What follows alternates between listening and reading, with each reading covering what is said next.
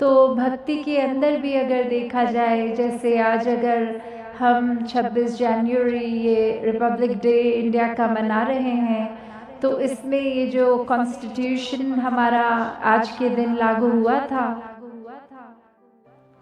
सत्संगत जी प्यार से कहना धन्य गाइड जी, कि जब भी मन सत्संग के लिए व्याकुल रहता है, ये मन में बात होती है कि सत्संग करनी है, अपनी रूह को ये जो खुराक मिलनी है, जो आत्मा को हमारा जिससे नरिशमेंट होना है वो सत्संग से ही होना है। तो कैसे ये सत्संग शब्द को भी अगर देखें तो सत्य का संग, जिसने ये सत्य के साथ नाता जोड़ लिया हो, तो वैसे ही वो बात आ जाती है कि हमने जब सत्य के साथ जुड़ना है, ये ऐसी सच्चाई है जो हमेशा सच ही रहती है। बाकी सच्चाइयाँ तो दुनिया की टाइम के साथ बदल जाती हैं। अभी जैसे रात्रि का समय है तो ये सच है, कुछ घंटों बाद सुबह हो जाएगी, वो सच हो जाएगा। कोई अन्य देश में अभी जब यहाँ रात्रि है तब वहाँ सुबह है, तो उनके लिए वो सुबह सच है, हमारे लिए ये रात सच है। तो कैसे ऐसी सच्चाई के साथ नहीं, बल्कि ऐसी सच्चाई के साथ हमने अपनी आत्मा को जोड़ना है, जो सिर्फ एक ही सच्चाई है, जो परम सच्चाई है। वो ऐसी सच्चाई जो हमेशा से रही है और अंत तक रहेगी।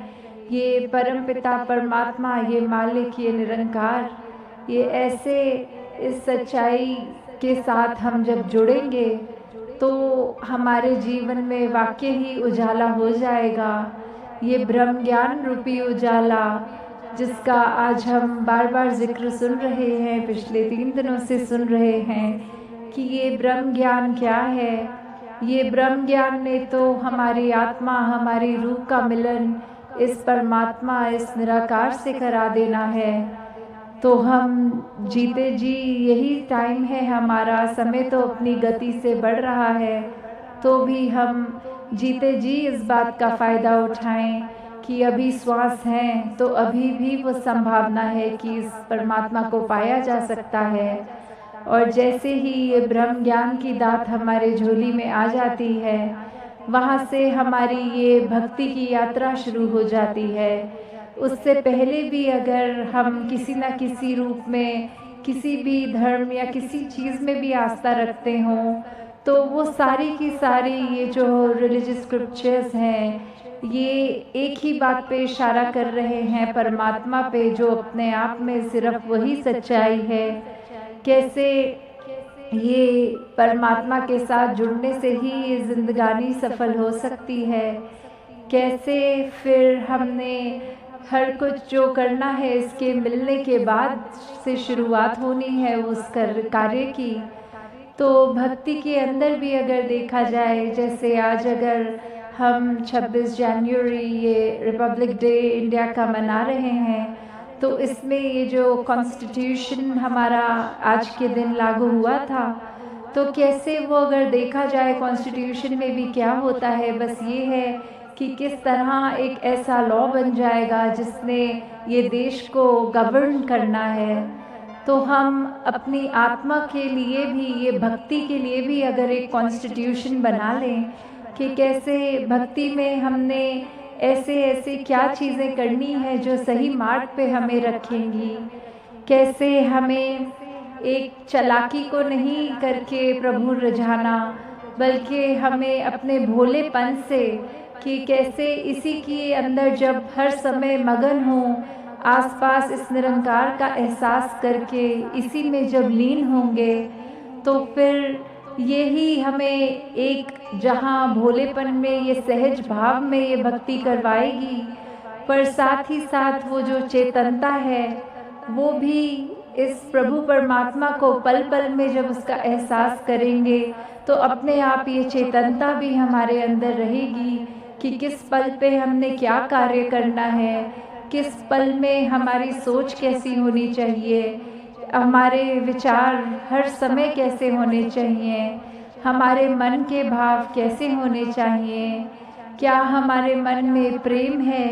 या क्या हमारे मन में नफरत है? क्या हम दुनिया को नुकसान पहुंचा रहे हैं या हम अपना कोई योगदान अच्छा दे रहे हैं? और कैसे ये सेवा सिमरन सत्संग ही है जो हर समय हमको जीवन में कोई भी कार्य कर रहे हों फिर भी इस निरंकार, इस एक रस रहने वाली जो शक्ति है उसके साथ जोड़कर रखता है। कैसे फिर संतों की भी बात याद करें तो कितने ही संत जब भी आए हैं उन्होंने भी इस एक का संदेश दिया है कि ये परमात्मा एक है, और अगर परमात्मा ही एक है तो हम सब उसी से निकले हुए, उसी की उपज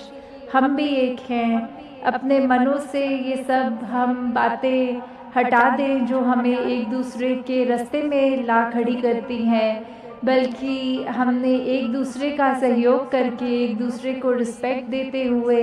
ये पूरे संसार में एक खुशबू बिखेरनी है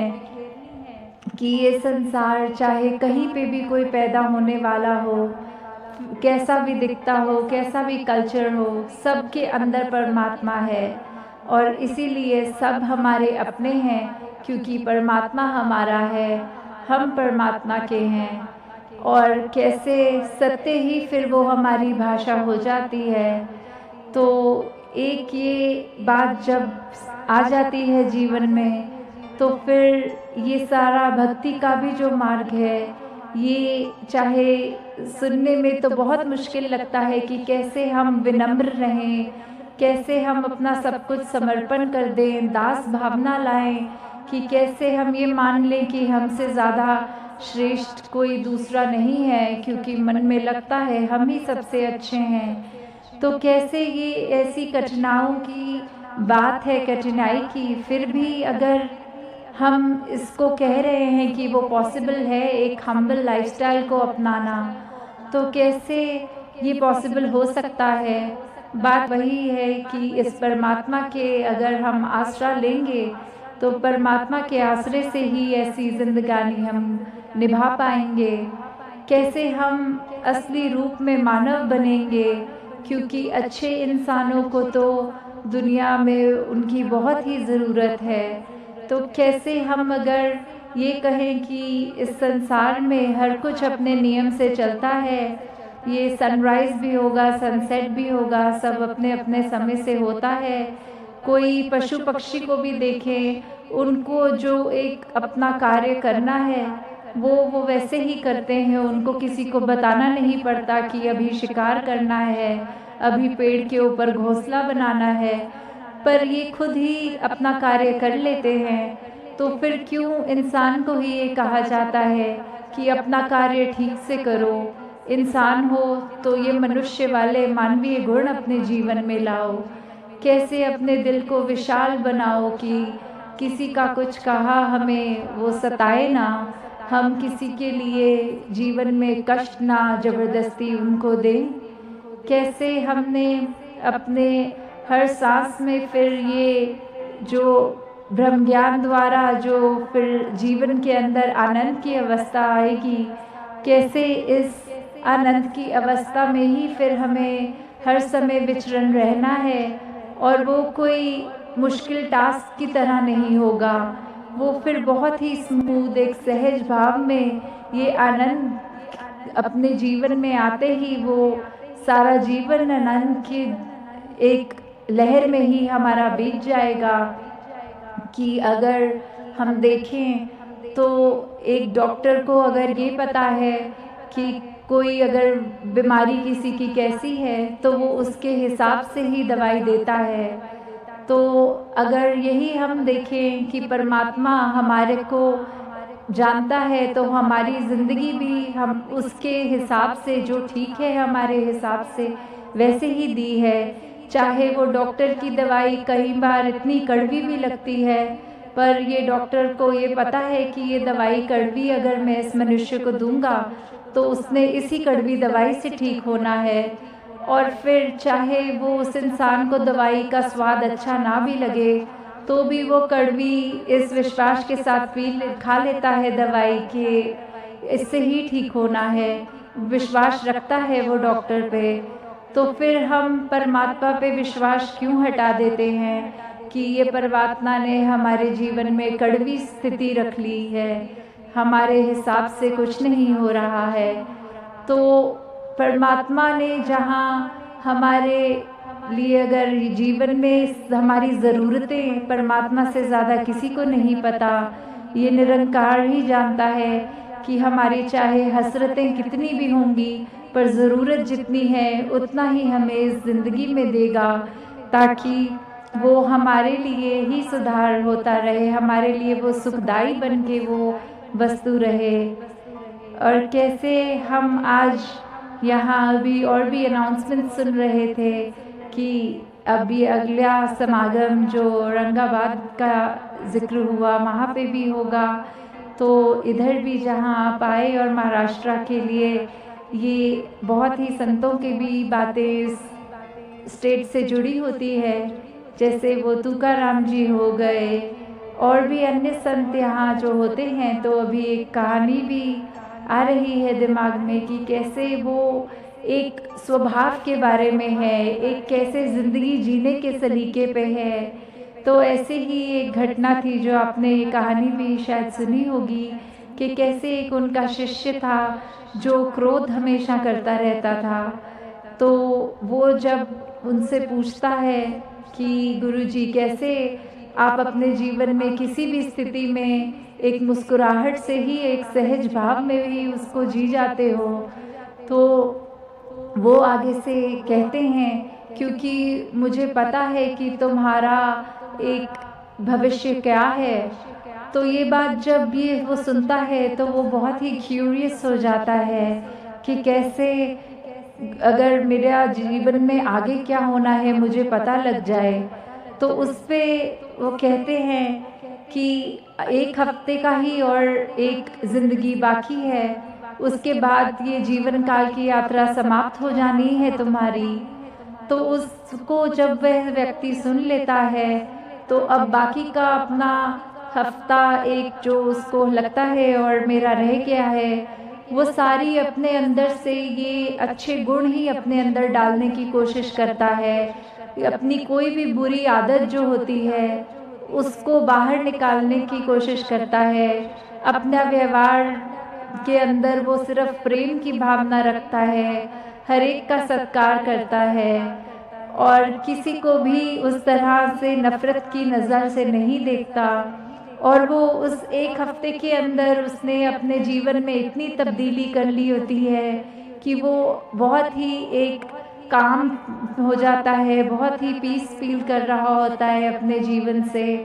तो वो सप्ताह के आखिरी दिन जहाँ उसको लगता है कि अब मेरा आखिरी दिन है तो मैं वापस गुरुजी से आशीर्वाद ले लेता हूँ जाकर, तो उस समय वो जब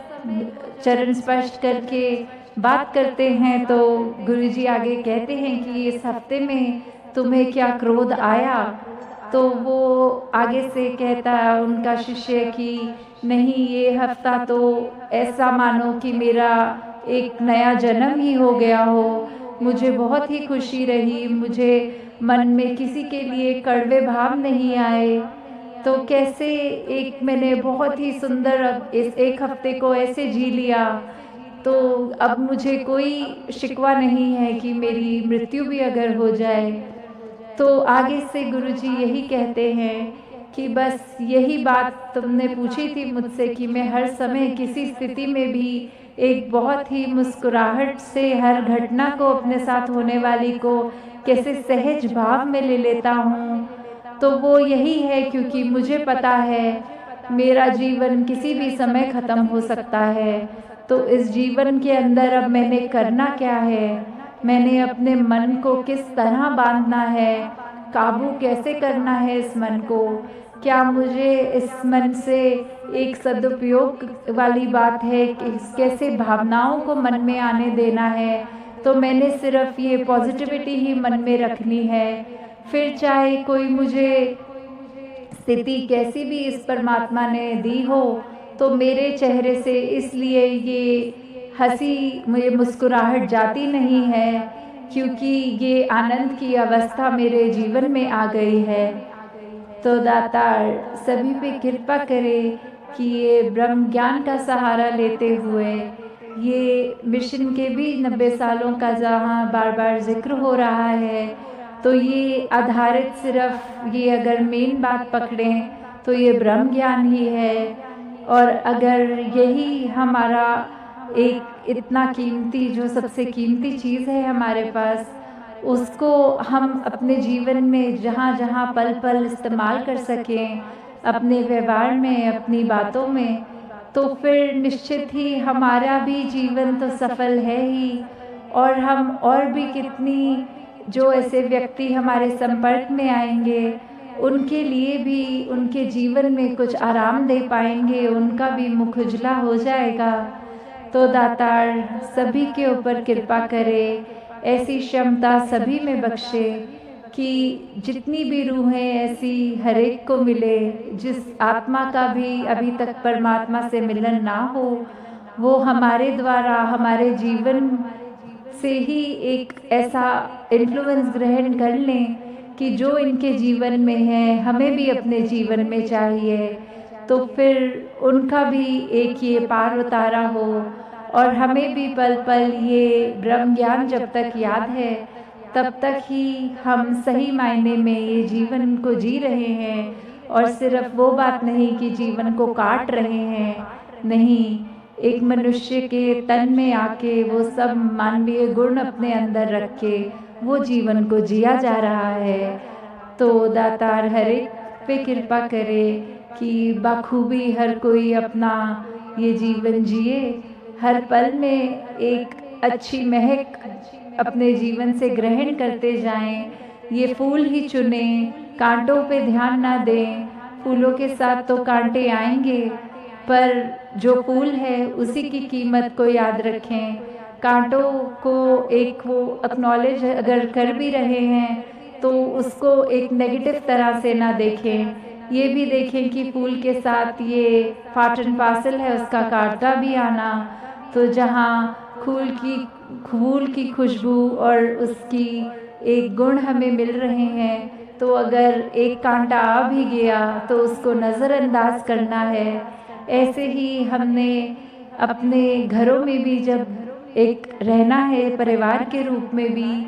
तो भी अगर कोई परिवार से ही ऐसी कोई अनबन हो जाती है, कोई चाहे अपने सोसाइटी में या कहीं पे भी किसी से बात करें, तो उस व्यक्ति का भी वो हम भाव समझे कि ये बहुत ही अच्छा इंसान है, पर आज अगर गलती से उसने कोई चोट पहुंचाने वाली बात कर भी दी तो इसके बाकी गुण हम ना भूलें, इससे और कुछ भी सीखा जा सकता है। तो ये कार्य सुधार का हमने अपने ऊपर ही करना है, दूसरों को एक वो ताना मारने वाली बात नहीं करनी कि तुम भी अपने जीवन को इस कदर सुधारो। तो दातार सभी पे कृपा करे कि ये समागम में आए संत जो इतनी सेवाएं भी कर रहे हैं, अपने घरों परिवारों से, अपने शहर से ये 3-4 दिन का समय भी निकाल के आए हैं, तो दातार सभी के जहाँ कार्य भी पूरे करे, वहाँ तन मन धन सभी सुख सबको मिले। साथ संगत जी, धन निरंकार जी।